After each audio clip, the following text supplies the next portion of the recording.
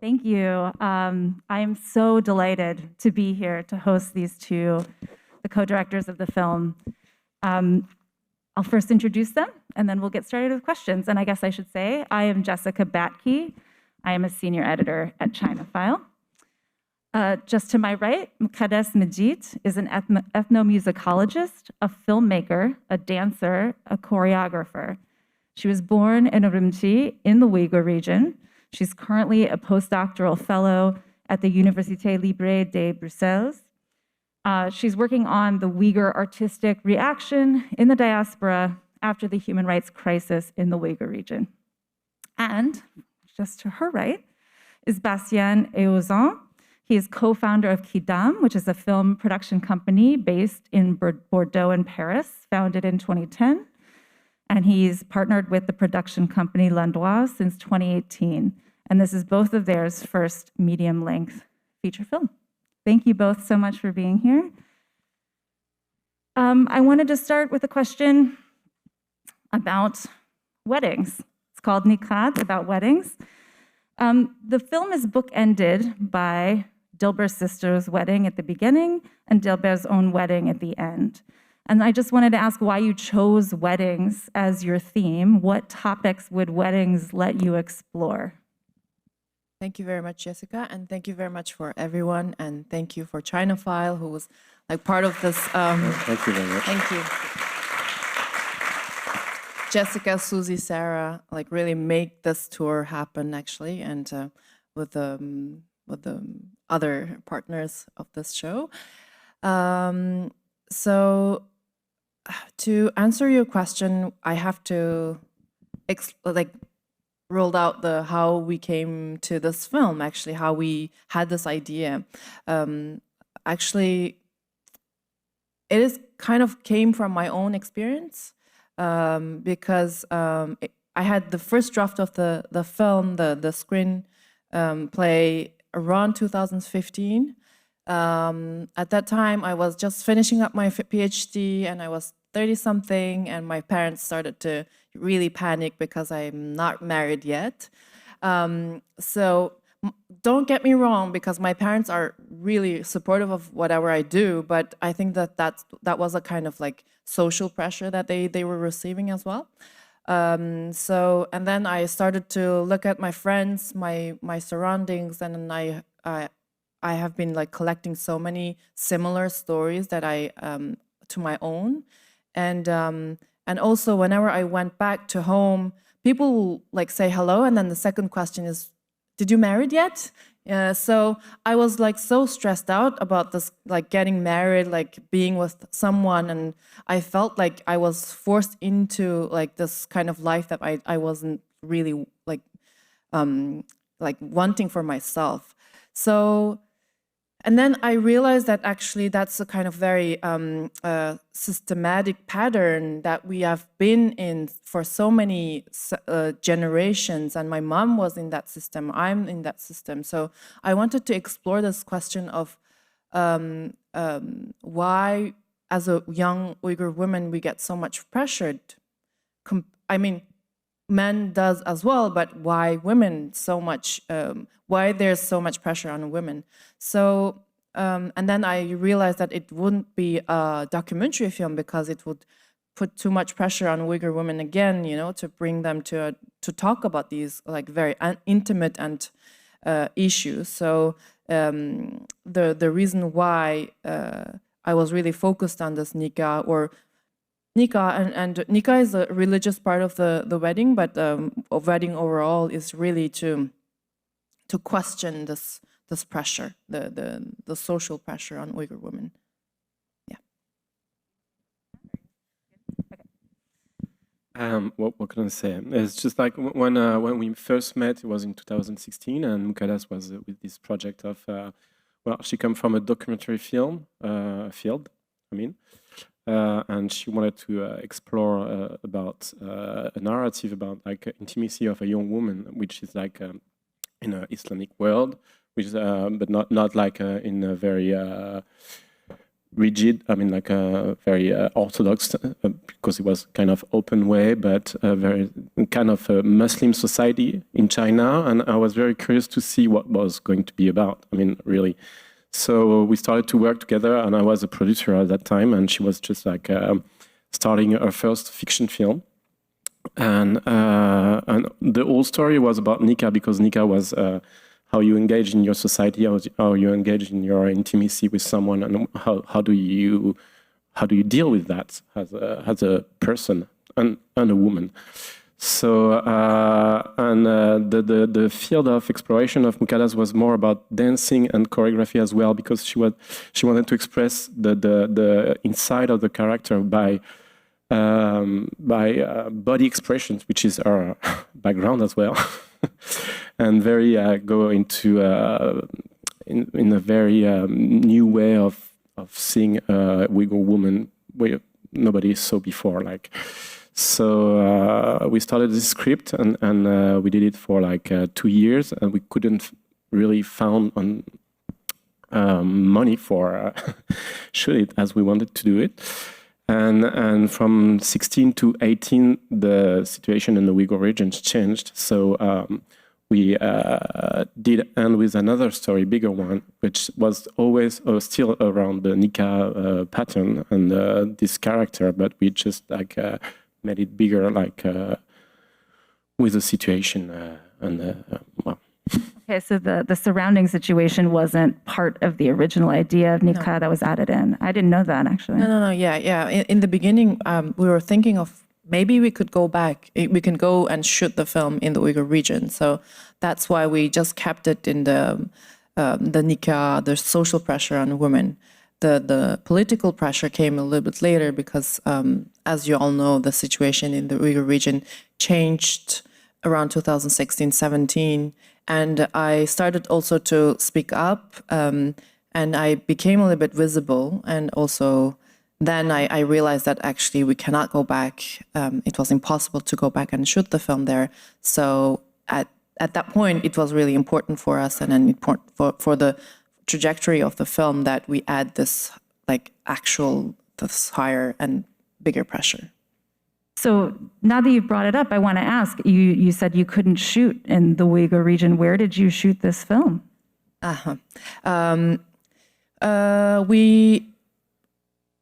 We didn't have much choice. And also at the same time, we still wanted to find this kind of ambience, the colors, the lights, which was similar to the Uyghur region. So we got closer to the region. I will not say which country, but it was shot in Central Asia. We are not talking about explicitly because of the local crew who helped us is missing from the credits because they asked us not to put their name on it because of the potential danger that they might get into. Can you talk a little bit more about what that means? Like, if they're not in China, what are they worried about? Because the Central Asian countries have very close ties with Chinese government, and they're pressured as well to keep an eye on Uyghur community who are living inside of these countries. There's the biggest diaspora, actually, of Uyghur people who's living in Kazakhstan, Kyrgyzstan, and a little bit in Uzbekistan as well. During our stay there as well, we were also surveilled, actually. There were secret police who was turning around, asking questions about what we were doing. And we didn't really know, and of course we will not know for sure if they were sent by the Chinese government or contacted by Chinese government, but there were actually people around us, having an eye on what is this film about and why there's Uyghur people suddenly shooting a film in our location. So, yeah, and the premier fear of the local crew is that they will get into trouble through their police in their countries and get pressured, and so that they just wanted to avoid that pressure. Okay. And what year were you shooting this? What year did you shoot? 2021. Yeah. Yeah, 2021. Okay. Can I ask, since we just talked about how you couldn't shoot in China, but you had a lot of cell phone footage in the movie, and it really did look like some of it came from China. I was wondering if any of it did, or all of it was, if it was all made up. Where did you get the footage? Actually, with Bastien, we had like really in-depth conversation about these vertical phone images because it doesn't really match the visual narrative of the film. It ruptures the visual narrative. So, but at the same time, for us, it was really important to have real images from the region. So some of the images that you saw, it's from some tourists who went there in 2018, or some of them, we found them on YouTube. Actually, inserting these images is like a statement saying like, you are like not allowing us to go back and shoot in my home country, but we still want to represent our home country and these images from our country by making this film and in these format. Yeah, well, as we couldn't use we couldn't have outside shots, so we had to make the audience believe that we were like really in. So the phone on this grammar, which is a bit disruptive at some points, but it had to make it real, and so we wanted to use this documentary and real kind of style dispositive to make it believable. And then we could just shoot all the internal shots in a house or in some streets. We just that just seemed like the region where Mukaddas was referencing to. These are all out of order of how I planned to ask, but we're having a conversation. Where did you find your actors? Finding actors were really complicated, really, really complicated. Actually, in the Uyghur diaspora, there's not much professionally trained actors. There are a few, but not all of them are willing to, act in this kind of, or engage in this kind of topics and be in this kind of movies. And it was really, really complicated. I had a casting assistant, so we actually stalked a lot of girls' Instagram accounts and then sending them messages saying like, there's this project, are you interested in doing a casting and sending us some tapes? And lots of them, they were like, oh, this is a spam, or someone tried to trick me, And and we had few people interested, but they read the script and then said, oh, I'm so sorry, I support you 100%, but I have my families back home, so I cannot be engaged. And also I don't have European or American passport, so I cannot risk myself. And luckily enough, we met these two women who has European passport, and also for none of the actors in the film are professional actors, by the way. All of them, it's almost their first time acting. So the lead actress, she's a circus artist, and I trusted her because she had some experience with stage and she know how to express in front of an audience, but at the same time she was also very new to this process, and then it took us a lot of practice to really let her open up. And then we brought some of the actresses from Europe, so these are the ones who are brave enough or have enough a reassurance that they will not get into trouble to come with us to Central Asia to shoot. And then there's a bunch of other side actors that we cast there. So you can hear, maybe not everyone, but Uyghur audiences here, they can hear the accent differences. For some of them, they have kind of strong Russian accent. I worked a lot, let them repeat each word, but you cannot like raise an accent like with two weeks of rehearsal, right? It's really complicated. But at one point, I just dropped that tension. I'm like, these are all Uyghurs. Like, we're telling this collective story, so their accent doesn't matter. That's also a part of the story. So let's just embrace it. So yeah, the casting, like for filmmakers who's doing film work outside, is really complicated. The casting issue is like real challenge.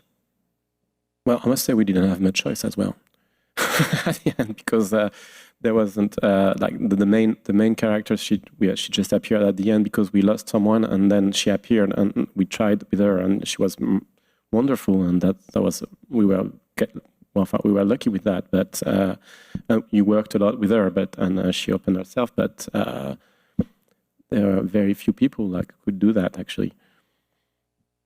To go back to this idea of a wedding, I'm really curious. This is like more about your artistic choices when shooting this film. So the film is bookended by weddings, as we discussed.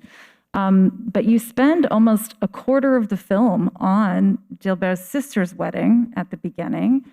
And that's much longer than Dilbert's courtship, let alone Dilbert's wedding. And so I'm really curious why the two of you decided to do that. What was so important about the not main character's wedding that you wanted to spend a quarter of the film on it? Actually, I think it's like everything I do, like we have been working on several projects together, and it's like everything I do, whenever I want to work on a project, it's like there's only one main goal, is to show the humanness of Uyghurs, to share the human face of Uyghurs, because we are so dehumanized with everything which is going on and all the reportings, like all the horrible things that people will read or see and hear. And I just think we have a beautiful culture which is a part of human culture, and like all the audience, they have right to share that culture with us. And for me, Uyghur culture, like Uyghur identity, is also the part of the film, and it's also one of the main character in the film. So by like letting people, inviting audience members into this wedding, in this kind of like, of course, Uyghur weddings are like much more longer than that, but into this like longer parts of the film is also to like allow people to immerse in our culture, immerse in our humanness, like to get closer to what we want to share, what we want to say about our situation. So that's why the wedding is like so long, and there's also some kind of reference to my own experience with weddings, especially you don't have to say yes unless the imam asks you a third time, that kind of thing. I think that's also like small details which are really important to really like get closer to culture. Yeah. Yeah, I can say as well, when we discussed about the architecture of the film as a film, in the grammar, we wanted to make it real, like immersive as well, and we wanted to the roughness of being like in a real wedding and spending time was like to force as well the audience and everybody to believe that we are really where we are and experiencing who we are, and as well showing that it's colorful, it's a lot of motion, people are dancing, enjoying, and it's alive. And the trajectory of the film is going from all that chaos of joy to this very static moment at the end, which is like and the voices inside a device. So we go. This is a trajectory of the film as we imagined it. Yeah, it's like something is closing up upon Dilbert's like life and her family, and the time is shrinking as well. Like you're trapped in something in the end. it's really noticeable. I was in the back when the film started today, and everybody laughed at the part where the imam said, "Okay, I guess I'll ask one more time. Are we going to do this or not?" And it was really noticeable that that's not part of the final wedding. The tone is so different. It's much shorter. It's much more serious. And there's these two parallel themes that you guys are dealing with throughout the movie. One is this pressure on Dilbert to have a wedding, and the other is the pressure on the society from the government. Do you feel like the tone of that final wedding, just in your opinion, was it so different because of the pressure from the government? Was there also some part of it that was reflecting Dilbert's different path to marriage than somebody else, or was it solely because they were trying to keep it under wraps? The initial idea is like they want to keep it like at that point. I think the little like younger sister, she says like the nikahs are forbidden. So I think it's like,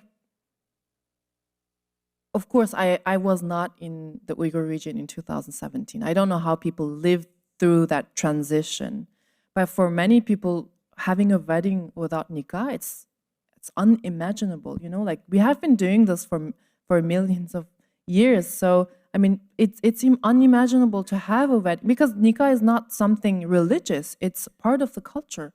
So it's so absurd for people. I think I would imagine that they would still take the risk, you know, like doing that nikah because they couldn't imagine a wedding or union in between two people without that kind of bond.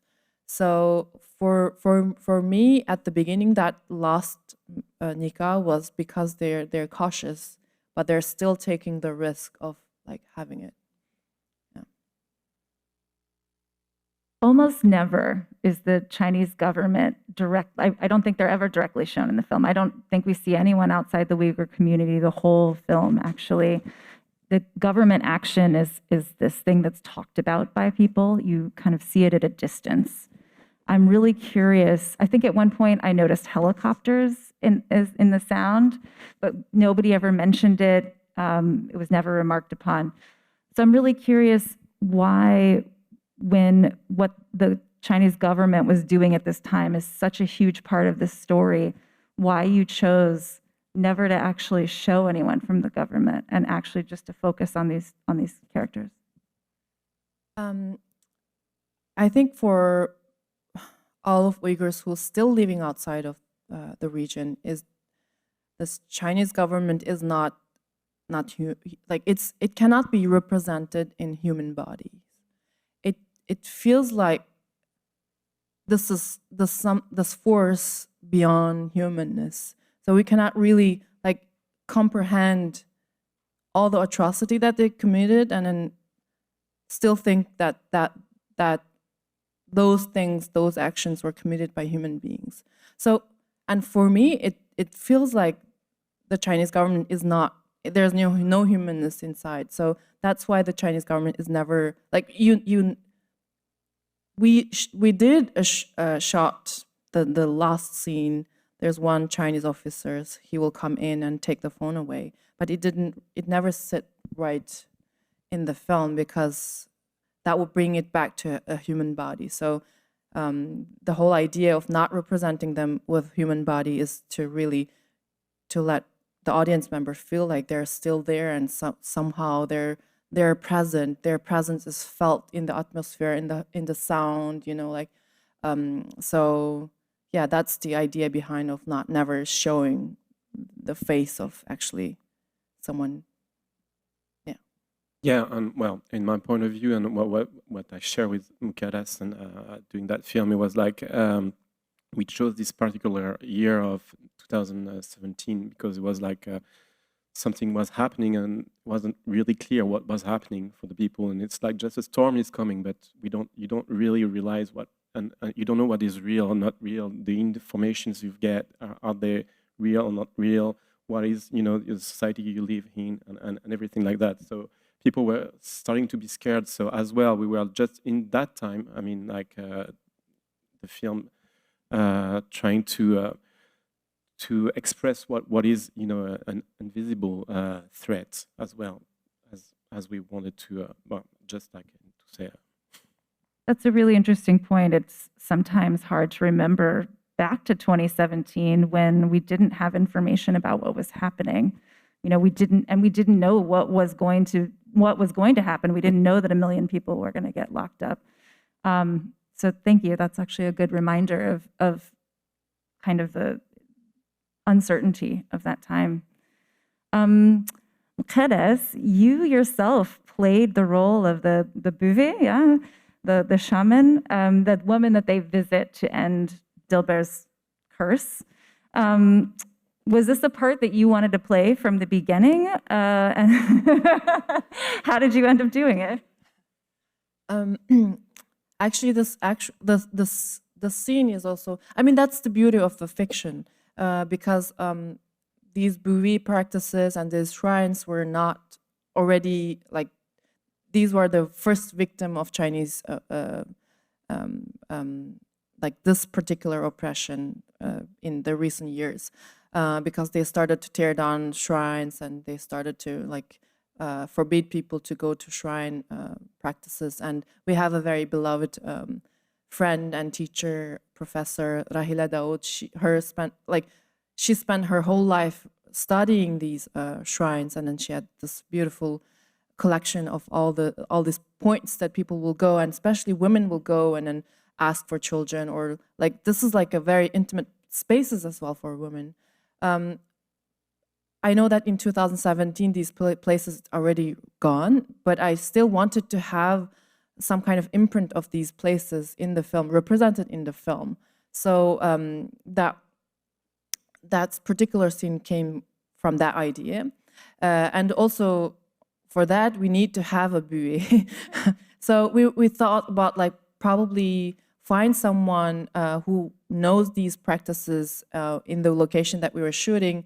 That was very complicated. And then I had someone that I trusted, which was one of our costume designers. She knows these practices, and then I asked her if she can do it. And in the rehearsal room, she couldn't. I mean, she have seen these rituals, but she couldn't do it because of the main character, Güzel Nur. She's a very strong character, and then she wouldn't like allow that other person to do it. So I was like, okay, let me try. So I tried. We managed to bring some kind of tension in that scene, and I was like really torn about it. I remember the day when we shoot, and I told all the crew members like, just film it as a performance.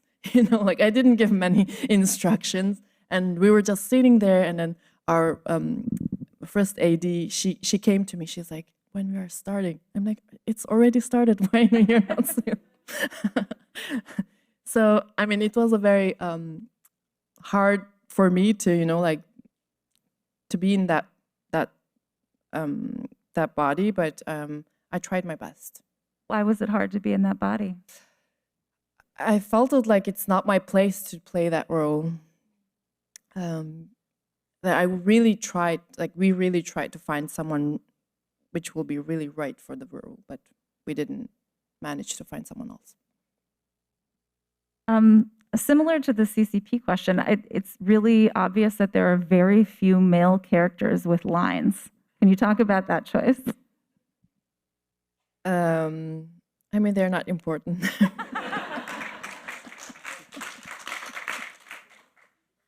Sorry. Okay, end of question.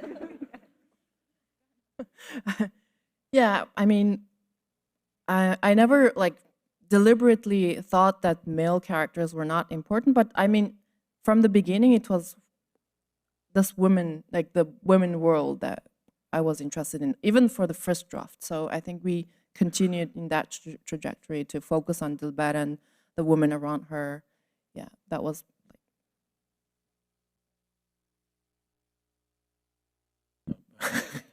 I can ask another question. Okay. It is also you, Mukaddas, singing at the end of the film. Can you tell us what song that is and why you chose it? That's a lullaby. remember my mother singing that lullaby to me, a version of it. And then I did some research on lullabies in Uyghur region, and I met the woman who actually sang that lullaby on stage for the first time. And we had a lot of conversation, what music to put in the end, put the music and not put the music. For like, we also thought about putting a poem instead of the song. But this lullaby came about right because it says "Kara tunde toldung." You were born in the dark nights, you know, like, so. I mean, that's a very old lullaby, and we're still in that dark night. So I mean, it was really reflected the theme of what we just saw, and it felt right. Great. I think we will open it up to the audience for questions. So if you could please wait until you are given a mic and speak clearly into it, and wait until I've called on you. So if you have a question, please raise your hand, and I will do my best to see into the very bright audience. Looks like we have a question right here in the front.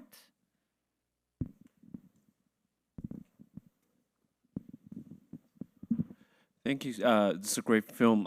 So you mentioned that you didn't shot the film in Xinjiang, but I feel like lots of the outdoor shots feel very realistically to represent what it's like in that place. So I bet there's a lot of effort went into production design, how to decorate the set, to decorate the streets. Can you talk a little bit more about that?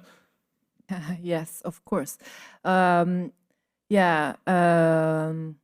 We worked with a local set design crew, and also at the same time, you know, it's really very specific, the colors, the shapes, and so, I mean, I drove everyone crazy about this shade of blue. I was very specific about it. And I will share one story that I share often, that I was rehearsing with the main actresses, and Bastien and the other technical crews. They called me, they said, "You have to come down here." And then I went there, and then there were like 4 or 5 people around this different types of blue, and then they were like looking at them, and they was like, "Mukaddas, which one is that blue that you want?" And I was like, let's mix this one and that one.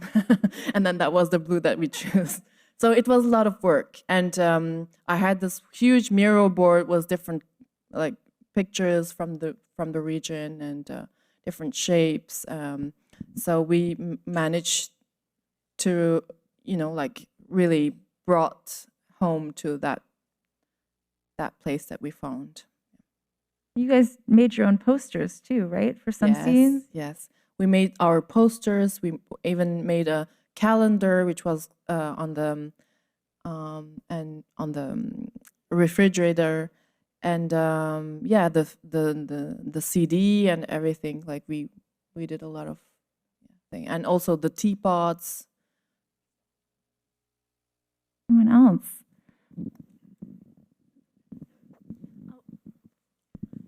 Thank you so much for the beautiful film and the conversation. And one thing that I really appreciate about the film is that it did not show a binary. It's not like Uyghur tradition versus Chinese government pressure, like preservation versus erasure. And the main character seems like, on one hand, she's very aware of the political pressures. On the other hand, she also seems to be very ambivalent in her participation in a lot of the traditions. And she seems to be ambivalent towards her potential new life in Paris as well. So I guess my question is, what does freedom mean for the main character in your envisioning of her? Or is this question unanswerable because she's never been given the opportunity to explore it? Thank you. Yeah, I don't think she ever thought about what. Thank you for the question, by the way. I think she never really thought about what is freedom, because if I reflect on myself, I will never, I think, represent, like, before I came to France, I would never represent freedom in this or that shape, but I wanted something different. That's what I wanted. And for her, I think it's just about agency. She wanted to just have the right to choose and to be with someone that she chose, even though that person might turn out to be a monster, you know, like we don't know. So she just wanted to choose for herself, and she doesn't, like, she is like just navigating through this, like all the doors closing up and all the narrow path that she's trying to, you know, find out, you know, like if that's possible, let's go this way, let that go away. So I think that represents a little bit like me and my fellow Uyghurs who's living now outside, but we have been always navigating in between like this different, you know, like worlds, and to try to find out like where we can be, so we can find a little bit some possibilities to choose for ourselves.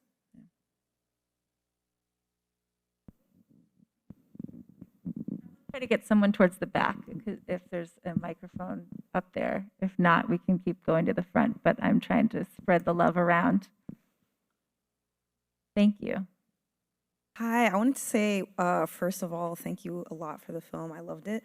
And I was going to ask, did you have any, I guess, idea of how you wanted to portray the parents? Because, like, some of my favorite parts of the movie was one when the mom was on the bus and the bus driver was saying, like, there's less and less signs. And then also when the dad sold the orchards, and he was mentioning that, oh, you're going to continue our culture with your children and stuff. So I was just wondering about the parents and kind of their role. So you want to ask about how parents felt about this whole situation? Is that something that you... Yeah, and like if there was just idea you had about like how you wanted to show them in regards to like the children or just in general. Okay. I think that specific scene that he was talking about, like carrying on the culture, the identity, it's an important scene. Like you can see different things in it, right? It's like a father like hoping a better future for their children. That's a lot of parents, Uyghur parents, like in the 2010, around that time, a lot of parents just send out their kids to the United States or to European countries. They didn't know what they would do. They thought they might do some studies, but they just sent their kids out because they thought they will have a better future. That's that was the mindset of a lot of parents. But that's something that I had in mind, like thinking about these characters of the father and the mother, and they want good for their kids, that's for sure. But they are in this like a very structured, very constrained environment, so they have some rules, and the Uyghur society is a very patriarchal society, so the father figure is very important. And of course, as you can see, not all fathers decide for everything. Women is also very important, and they have this womanhood which works very well. But if you talk about that specific scene, you can also, I mean, it's a very bizarre scene for me as well. Because why on earth a young woman should carry that much weight to carry on this whole culture or whole identity? That's something that put on our shoulders. I mean, people will think, I mean, me as a researcher, there are some friends there, they're researchers. People will think that we will carry on the whole culture with us, you know, like, I mean, that's really strange. And no one will ask Bastien, sorry, you know, like you have to carry French culture with you. That's a very strange situation. I mean, that we're in it, we're living it. That's not normal. So, I mean, these parents, they don't know as well. They just want to, you know, like, that's something that collectively people are expecting, but it's a strange situation.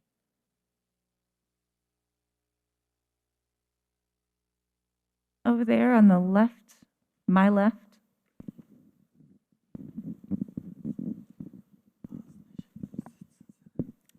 Thank you so much. This is a wonderful film, and this is my third time to watch this film again and again. And every time I have different feelings, as always. And my question is, there's a very interesting actress actually in the film that we didn't see, Akbar. So could you please tell us what exactly happened to him and what's his story? Was this still bad and so on? Thank you.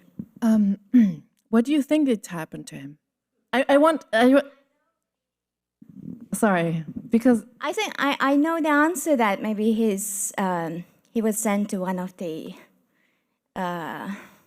training and re-education centers, right? I could imagine that, but it's not really like obviously and directly indicated in the film. So maybe for someone outside of the context, maybe it's not clear enough.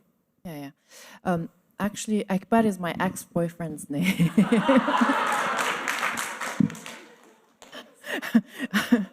So, and also I was really like, when I was writing the script, this is very confidential, right? Yeah, I can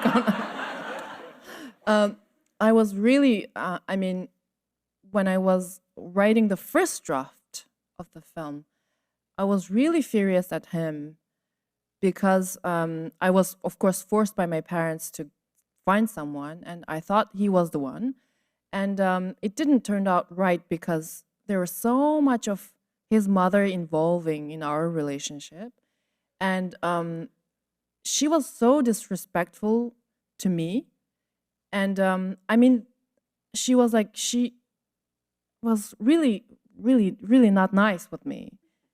And I was like, I'm this PhD student in Paris, like doing all this big stuff. And then your son is just, I don't know, like a poor musician, you have to feel lucky that I choose. But, so personal stories aside, she was really like pushing him to find someone else, blah, blah, blah, blah, blah. And also I like, when I writing this first script, there were other scenes about this Akbar, what has happened in my mind, which was what has happened to that Akbar, is because his mother is very invasive in their relationship, and she eventually chose a better bride for him, younger, like with better family or blah blah blah, and so he betrayed her. That's my version of it. But I think that storyline is not that important because people will interpret it like as you did, as something else, like that.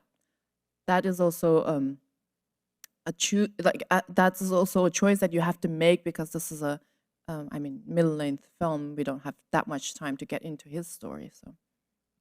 I'll say there was different interpretations in my house when we watched it of what happened to Akbar. Who else? I see a hand right there. Yeah. Hi, Mukaddas. Congratulations from a fellow ethnomusicologist. And I appreciate the film very much, especially the scene with the bui. Although I think you look a bit too young for the role.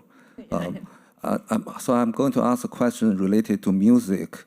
It's about the drum that the bui used. I've never seen that drum played among Uyghur people, at least in Hotan where I worked. Can you tell us a little bit about that drum? I know you did your field work in Ehouzan. Is it used in that region? No, actually, that whole ritual is something that it's not real ritual as you can see. It's something that I put together with things that I read, things that I saw, things that I see on videos. So it's like a kind of mosaic or some kind of collage of different things.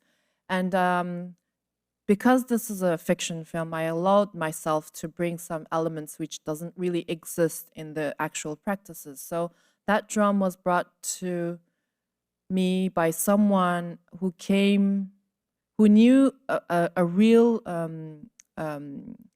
it was not a bui, but it was a bakshi. So What is the bakshi? bakshi is the male version of that practice. So he brought that drum just for us to shoot, but that drum came outside of Almaty, somewhere. I don't really know who that Bakshi is, but it's a Bakshi. I'm guessing that that's an Uyghur Bakshi, but has some connections with Kazakh practices. Let's go over to the other side. The person in the back, I think it's like a blue. Yeah.